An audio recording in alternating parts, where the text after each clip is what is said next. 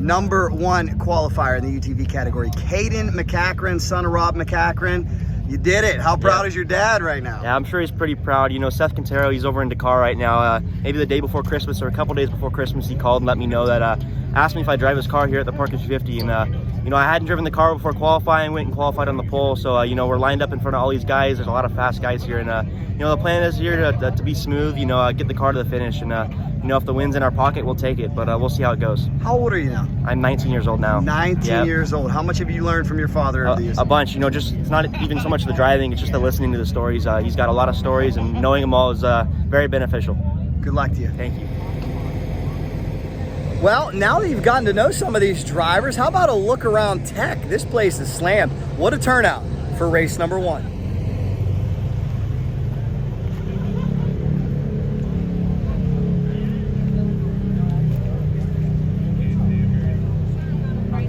I got a question. Does Team Honda have anything for the field? Absolutely. All the time. Got a little stud out there, ready to go.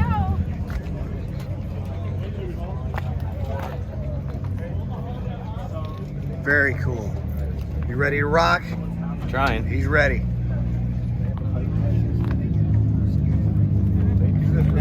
Fun for all ages. Future. Is Team Shock Therapy ready? Ready as it can be. Who do we have here? What's your name, sir? Angelo Garcia, Where are you from? Reno, Nevada. What class you running? UTV Turbo. UTV Turbo. Okay. Yes, What's sir. going to be the key to victory here? Just being consistent and staying out of the dust and not pushing the car too hard. How many years you been racing? I've not been racing. I'm just going through tech. You're just going through tech. Okay, so you're a part of the team. How much fun is that? It's amazing. I love it. Absolutely. Who's the driver of this vehicle? Tucker Smith. Tucker Smith. Tucker Smith. Good luck to you guys. Thank you. Ethan Ebert of Tucson, Arizona in the Pro NA category, only 15 years old. Great rookie season last year. Like so many others, you come from short course. Right. What was your best short course moment? Probably doing Rookie of the Year in modified carts. It was just, the mod cart is such a fun class, you know, not many people get to drive it, and having the honor to do that was a lot of fun. What brought you over here to Desert? It was just a change in interest. So I was getting used to short course, but we were like, oh, we kind of want to dip our toes in the sand in desert racing, so we decided to do that. Seems like a lot of West Coast racers are switching to Desert, doesn't it? Yeah, right, exactly. Excellent. You got a satellite deal with Factory Honda, hoping that turns into more? Hopefully, yeah. Hopefully we can be a factory driver by next year or the year after that. We wish you all the best. Thank you. 15-year-old young Mike Kelly. He's got the coolest hair. He's in the production turbo category. Again, made that transition from short course look easy. You say you have a little bit of go-kart experience as well? Yeah, we've been in go-karts. I go to K1 Speed a lot. We're gonna transition to Cal Speed where they do NASCAR and stuff. Wow. There's a go-kart track out there that we're gonna do a 12-hour race in. Okay. And you feel like all that seat time has made the change over to desert racing a little easier? It's definitely made the change. Being able to take lines in a go-kart transitions over to desert so well, and being able to just weave your way around the track. Any intimidation out there having to race all these adults? You're only 15, some older competitors, 50, 55 years old in this class. Is that a factor?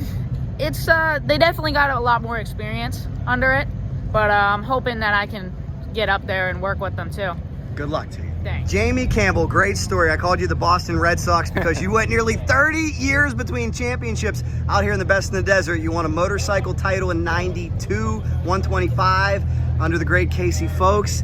To do it again last year on a pure stock, super stock machine, how fulfilling was that? Oh man, I couldn't ask for more. You know, to come out the first year with the Honda Talent and win a championship has been awesome. So a lot of respect for the Brian and Daryl continuing their dad's legacy. And yeah, almost 30 years with Best in the Desert on and off. But yeah, first championship in 92 and then back in 21. So now we're gonna try to do it again. How would you compare racing one of these on a motorcycle versus a UTV? It's, you know, these things are motorcycles with four wheels, I think. I enjoy it. It's very similar in the aspect that, you know, the speeds are pretty close, and you know, it's really good competition. So same as the bike category. So, but yeah, we're super excited to do this again this year. Good luck to you. Thank you. All right, I recognize a face from Short Course Glory. For those who do not know you, could you please introduce yourself? I'm Elliot Watson. So here in Parker, Arizona, driving the Honda Talon this weekend. Very cool. Another factory Honda season for you? It's something like that. Excellent. So we're going to be chasing best in desert points in super stock and another car in the Pro NA class. So should be good. Hondas are all great, and we're here to have a good time and see what we can do. You had a lot of success in short course, some really, really fierce championship battles. Now you tell me you're done with short course for now, because we're seeing a lot of racers go that way, and you're full-time desert. Tell me about that decision. It's you know, just how things are going the last couple of years with the Lucas series shutting down, and we try to do what we can to make it go back east on the Champ Off Road, but it's so hard to travel all the way back there. But Best in Desert's a great, you know, history series. You know, Parker, your biggest, you know, some of the biggest races in the country, and do what we can, try and go chase the championship here. But the transition to desert's been pretty fun. I live down in Imperial Valley, or Placer City's my backyard, so I get to go practice and test as much as I can. So for me, the transition wasn't as bad with the UTVs and not, but still a fun learning curve. Very cool. Now, hopefully my memory serves me right here. San Diego State University? I'm at the USD in San Diego. USD? Yeah, you do, you're close. Mechanical engineering? Yes. Yeah, engineering program. Engineering program. All right, so yep. you have an engineering mind. Yes, I do. Right? How does the setup change for short course to desert? So for desert, obviously your car is going to be set for a longer longevity. So short course, we're doing everything super light, stiff shock setup to get around the corners better and handle the big landings. But desert, when you know, you have a lot more spare parts on the car, spare tires, extra fuel, bigger tires, and car set up a little higher to get some more ground clearance over the big rocks and stuff like that. But drivability wise, I think I like my car to be set up in the general same ballpark. I think for a race like Parker especially, it's not as like gnarly terrain as a race like the Mint or such harsh desert like the Placer City. So I kind of am running a little more of a short course style setup, lower to the ground, a little stiffer and whatnot. But for me, I'm just here, I love this Honda's pretty versatile, so we kind of run the same setup wherever we go. Good luck this season. Yeah, thank you for that, appreciate it. Great story here. It is Desert Vets Racing, Michael Pasquarella. Thank you very much for your service. This is called adrenaline therapy. You're telling me any member of the military that may be struggling with any PTSD, they can come out to a race, they can come out and drive. Tell me about it. Any service, any area, any branch. Right now we have Navy, Army, Marine, Coast Guard all out here with us. We have 4 cars out here. Come out, show up, be part of the family. Man, what's the best way to get a hold of you? You guys have a Facebook page? Or? We have Facebook, Instagram, desertvetsracing.org website.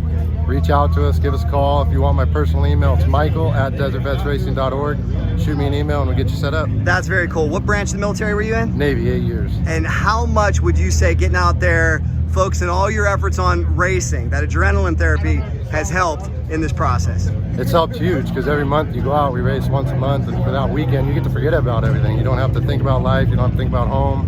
Come out, be with your brothers, your family, your sisters, enjoy it. Well, good luck, and it's a wonderful thing you're doing. Good luck. Thank you, sir. Appreciate you. Josh Rowe, Pro NA defending champion, and you did it in your first full year. How special is that?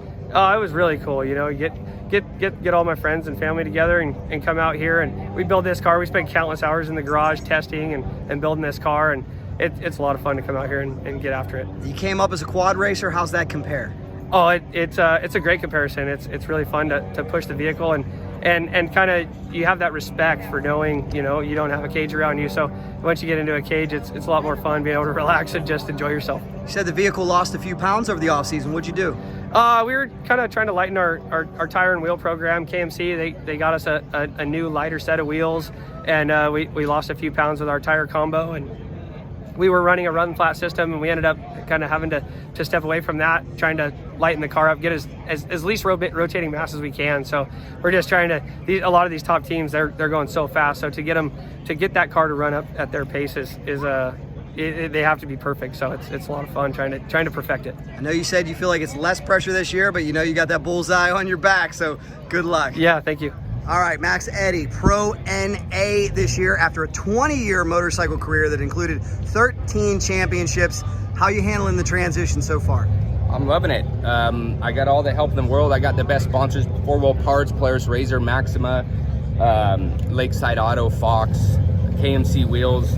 These guys, a lot of them have been with me on the bike days and kind of helped me transfer over into the cars and stuff, and I can't thank them enough, and I'm having a blast in these cars. Well, just like Sam Barry, single-seater, being that you're a motorcycle guy, I'm sure you're used to that, huh? Yep. Yeah, I can't wait to get out there and I like to be a loner in the car. What's the biggest challenge in transitioning from motorcycles to UTVs? I think the prep just takes a little bit longer. On a bike, you go out and train on your bike, right? You go out and you ride your bike every day, or you go to a motocross track and train, and kind of don't really do that much in the cars just because of the cost to run them and the wear on the parts and stuff. But I think that's the hardest transition to get used to is training. I train on the vehicle when I was on bikes, and you don't really train in the vehicle when you're here. So like when you go to the race, you're racing, but you're kind of training, you're getting better every race and stuff like that. On the bikes, you have it all figured out before you show up to the track. Is the goal to someday have a backup car like some of the big top-notch teams? Yeah, of course. You know, obviously we want to grow our program. We want to get faster. We want to get more sponsors. And we definitely want to get better. And hopefully one year, maybe next year, we'll have a 2-car team. I don't know. Just depends on budgets. Good luck. Thank We've you. got Steve and Jack Oligus. And Steve, the next generation is here. Who do we have? We got Jack Oligus here, my son. He's 14 years old, and he's going to be racing the Pro Turbo class. All right, now you've watched him the last few years. You think he's got what it takes? Yeah, you know, this is a big step for him going up. He's driving his old rally car, and he's going to jump up in this class. So he's got his work cut out for him. There's some fast people out there, but he's had some good schooling and coaching, and he rode with me the trick truck in Laughlin, so he understands the speeds he's got to run. Excellent. Jack, now coming from a racing family, is that a benefit, or does that make it more pressure-filled? I think it's a huge benefit. You also get the pressure, but I just look forward to it. Excellent, guys. Good luck this year. Best in the desert. Thanks.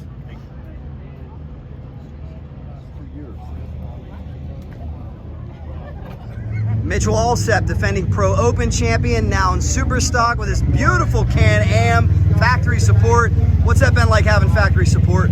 It's a definitely good change of pace. Last year we had great support from them. Again this year, you know, pairing with sponsors sponsor relationships and pairing with sponsors is what gets us to the race. Overall, we are stoked for this race coming out season opener, and we're looking to be number one. Good luck to you. And how would you compare privateer life to the life you have now? The benefit of being factory backed. It's the technical support, it's the relationships, it's having that person on the line, being able to help you right then, right there. That's the biggest thing that I can stress, and very fortunate to be where we're at. Good luck this season. Thank you. Sierra Romo with Factory Polaris Razor, and you're watching Best in the Desert on CBS Sports. Young 21-year-old Sierra Romo. It is not just about the guys out here, is it? You've already got 10 race wins, a championship in the women's class. What's going to take to win a championship this year? You know, it's going to take a lot of hard work, preparation, but I have the best team, the best vehicle to make it happen, so we're going to go for it. Do you feel like you get the respect you deserve as a woman in this sport? I do. I mean, I've been doing it for a few years, and I know how to battle up front with the best of the best, so I've earned my respect here. What do you like to do outside of racing? Outside of racing, I think about racing. I'm either prepping my car. I mean, my life revolves around racing. So you actually work on the car yourself? Yes, I do. Me and my dad, we full-time prep our cars. That's impressive. Let me see those nails one time. You work, look at that. Should have print and all. I was going to say, because you uphold that image and you get your hands dirty working on the car. That's pretty cool. I do it all. I have to get my nails done, my eyelashes done before every race. That's the way to do it. Yeah. Are you having success approaching sponsors? I am. Yep. It's been a good year as far as sponsorships, and I'm hoping to continue that. Good luck this season. Thank you. Well, I just spoke to Sierra's father, Randy. He says 50% of the race is won in the garage. It's all about prep. And just like that, it's race day, bright and early, 6 a.m. You never know who you'll see in motorsports. Is it really the cowboy himself, Donald Cerrone, out here racing? How did this happen? Loving it, man. I fell in love with the sport, and got in with Dustin Jones, and those boys showed me the way. So I'm here to win, and don't get it twisted. He gets in front of me, I'm putting his ass in the ditch. Is it safe to say you've always had a need for speed? Oh yeah, of course. And then comparing this to what you do in the octagon, more pressure, less pressure? Oh, way less pressure. There's no pressure here. It's all fun and games for me out this. Well, that's a big advantage. Wish him well. The cowboy looking to rise to the top here, Best in the Desert. Jarrett Megala, Corey Skaggs out of California, two young men. You guys finished fourth, first team to cross the line doing it in tandem. Was that an advantage or a disadvantage today? I'd say it probably worked out evenly. I mean, one guy gets to do the whole race and he knows the track, but then 2 guys, you get a fresh guy on halfway through. Perfect. And then you guys, were you able to fuel up as well on the pit stop? Yep. Okay. Any problems with the motorcycle at all? Absolutely none. None. That's great. So the plan from here on out to run the entire Best in the Desert season? Yes, sir. Hunting down that championship, huh? Oh, yeah. Oh, yeah. Good luck to you guys. Good job. Thank you. All right, congratulations, number 2 qualifier. Maybe the greatest livery out there. How about some personal info? What do you like to do outside of racing? So outside of racing, we tournament marlin fish with the rest of the race team, and we do that. And then I'm a private pilot over 6,000 hours.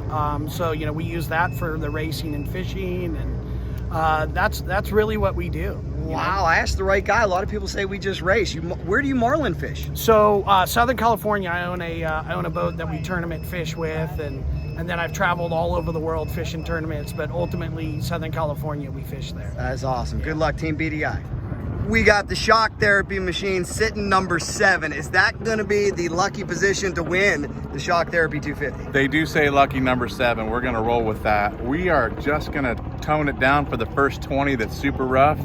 After that, we're going to pick it up, make sure we don't lose any of the leaders, and then going to be in a good position to turn it up really hard on the last lap.